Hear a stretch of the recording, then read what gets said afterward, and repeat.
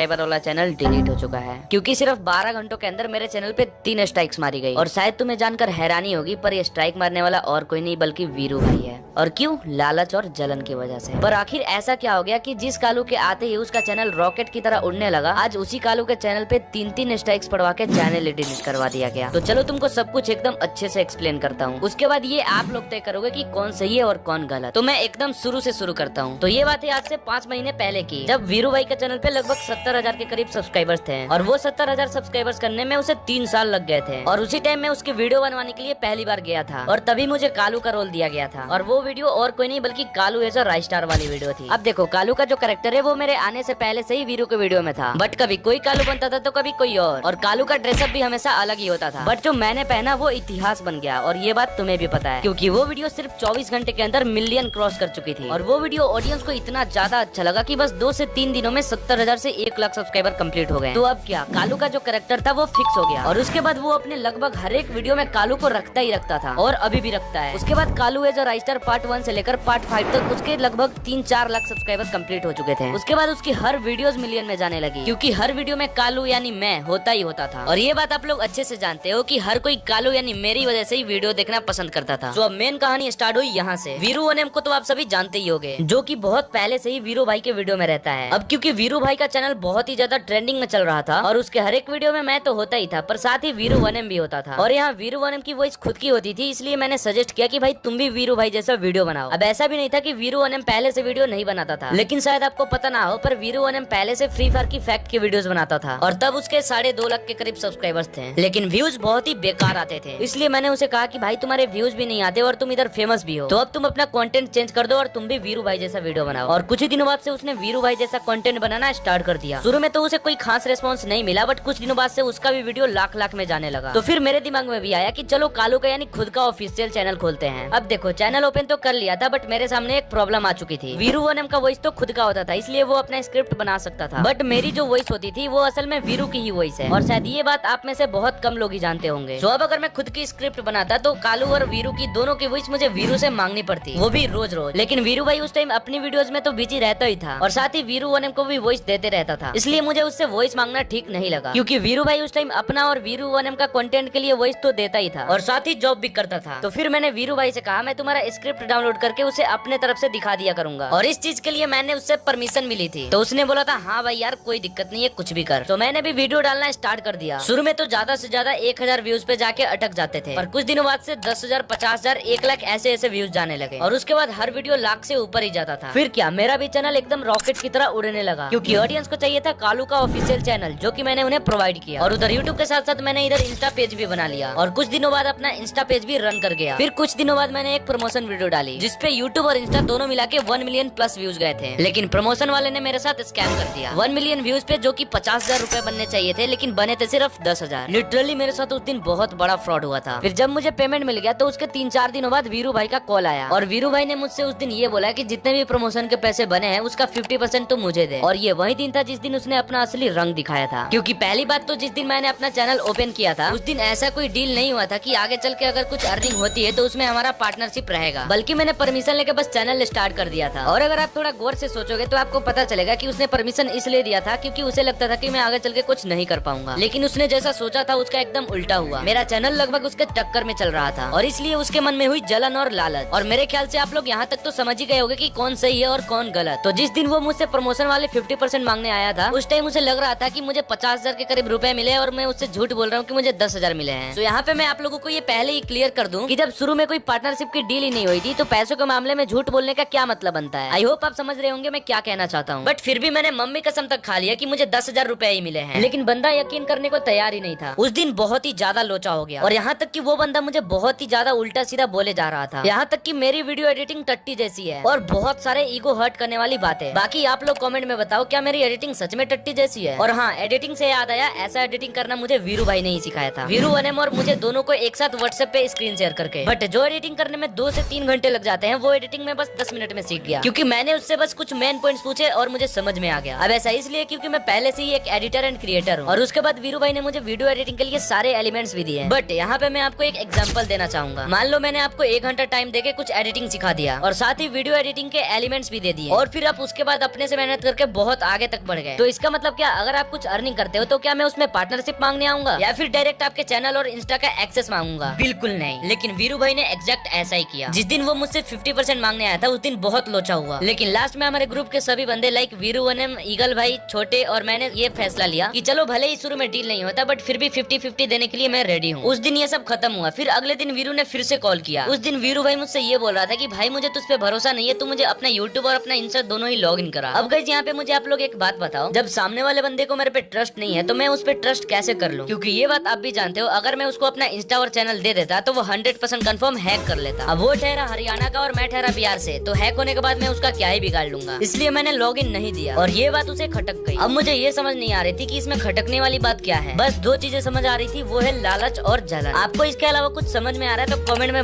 बताना जरूर। बाकी अगले दिन से ही उसने अपने वीडियो में मेरे कैरेक्टर को गिराना चालू कर दिया। आपने वो वीरू भाई वर्सेस कालू भाई वाली वीडियो देखी होगी जिसमें उसने मेरे को बहुत ही गंदे तरीके से रोस्ट किया है। जिसने नहीं देखी वो दोबारा उसके चैनल में जाके देख सकता है। बाकी जिसने देखी है उसके मन में बस यही चीजें चल रही होंगी कि कालू तो बहुत बड़ा रोस्टर था, आज ये फीका कैसे पड़ गया। तो हाँ भाई, यही रीजन था मुझे गिराने के लिए। उसके बाद लगातार हर वीडियोस में मेरे से वर्सेस कराता गया सबसे, और हद तो तब पार हो गई जब उसने श्रेया से भी वर्सेस कराया, जो कि उसी के एक पुराने वीडियो में मेरे ग्रुप में आते ही श्रेया ग्रुप छोड़ के भाग जाती है। मतलब नीच हरकतों की भी हद होती है भाई। अब यहाँ पे आप लोग मुझे ये बताओ, मैं उसे अपने अर्निंग के पैसे किस बात पे शेयर करूँ? जिस दिन 50% को लेकर लोचा हुआ था उस दिन से ना ही वो मेरा कभी वीडियो बनवाने आया है और ना ही कभी उसने वॉइस दिया है, और इधर वो अपने वीडियो में मेरा क्रेज एकदम खत्म किए जा रहा है। तो अब आप बताओ मैं उसे अब किस बात पे पैसे देता? हाँ मैं मानता हूँ कालू कैरेक्टर को उसी ने फेमस किया है, उसके स्क्रिप्ट की वजह से ही मेरा ऑरा बना है, लेकिन जिस कालू की वजह से आज उसका चैनल कहाँ से कहाँ पहुँच गया, जिस कालू की वजह से ऑडियंस उसकी वीडियोस देखती थी, उसी कालू को आज वो अपने चैनल पे गिराया जा रहा है। क्यों भाई? लालच और जलन की वजह से। अब इसी बीच मेरा चैनल मोनेटाइजेशन का क्राइटेरिया कंप्लीट हो चुका था और तब तक मेरा चैनल वेरीफाइड भी हो चुका था और मेरा सिल्वर प्ले बटन भी आ चुका है। हाँ तुम्हें ये बात पता नहीं होगी कि मेरा प्ले बटन भी आ चुका है, बट आगे मैं तुम्हें इसी वीडियो में प्ले बटन भी दिखाऊंगा। हाँ तो इसी वजह से मुझे लगा कि मोनेटाइज भी हो जाएगा, इसलिए मैंने अप्लाई कर दिया, बट अगले दिन वो रिजेक्ट हो गया रीयूज कंटेंट की वजह से। तो अब मैं समझ चुका था अगर मुझे चैनल मोनेटाइज करना है तो मुझे अपना स्क्रिप्ट और अपना वॉइस रिवील करना पड़ेगा, और जैसे कि मैंने कुछ ही दिनों पहले अपना वॉइस रिवील भी कर दिया। बट आपने देखा होगा उस वीडियो में वीरू की मैंने वॉइस ली है, तो आपको मैं बता दूं कि वो वॉइस लेने के लिए मैंने वीरू को नहीं बताया था कि ये वॉइस रिवील करने के लिए मैं वॉइस मांग रहा हूँ, क्योंकि अगर मैं बता देता तो वो अपना वॉइस नहीं देता। और अब आप ये पूछोगे कि उसका वॉइस लिया ही क्यों? क्योंकि मैं वॉइस रिवील करना चाहता था एकदम यूनिक तरीके से। और हाँ, उस वॉइस में जो वीरू का मैंने वॉइस लिया है ना, वो 10 दिन लगातार बोलने के बाद तब मुझे वॉइस मिला है। अब आप इसी से समझ जाओ कि मैं पहले स्क्रिप्ट के लिए वॉइस मांगता तो मेरा चैनल शायद आज इतना ग्रो नहीं होता, बट मैंने जैसे ही वॉइस रिवील किया उसकी जल के राख हो गई। सुना था दूसरों से ज्यादा अपने ही लोग सबसे ज्यादा जलते हैं, बट पहले यकीन नहीं होता था, बट आज अपने आंखों से देख लिया। तो जिस दिन मैंने वॉइस रिवील वाली वीडियो डाली उसके अगले दिन 28 अप्रैल को मैं जैसे ही उठता हूँ और जैसे ही मैं फोन में देखता हूँ तो मैं पूरी तरह से टूट गया था। मेरे नजर के सामने मेरे 8.5 लाख ऑडियंस बिखरते हुए दिख रहे थे, क्योंकि मेल में एक नहीं बल्कि दो कॉपीराइट का नोटिफिकेशन आया हुआ था, और दोनों ही कॉपीराइट स्ट्राइक वीरू भाई ने दिया था, एक रात को 12 बजे और एक सुबह 3 बजे। फिर मैंने उन्हें कुछ देर बाद कॉल किया और जो बातें हुई वो आप खुद ही सुन लो।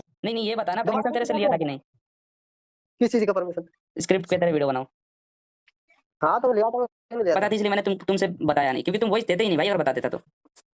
चल ठीक है, फिर तुमने नहीं बताया, मैंने स्ट्राइक मार दिया बस। तो चार टाइम था भाई, चारे की तरह चलते थे भाई, सब कदम से कदम चलते थे। आज तूने पता क्या कर दी, वो पूरी सिमेट्री चीजें बिखेर दी बिल्कुल। भाई आजकल कुछ सिमेट्रिकल नहीं बचा भाई, मुझे पता है यार, कुछ नहीं बचा। तू खुद नहीं बचाना चाह रहा था शुरू से ही, अरे पहली मुझे बात सब तो पता है यार।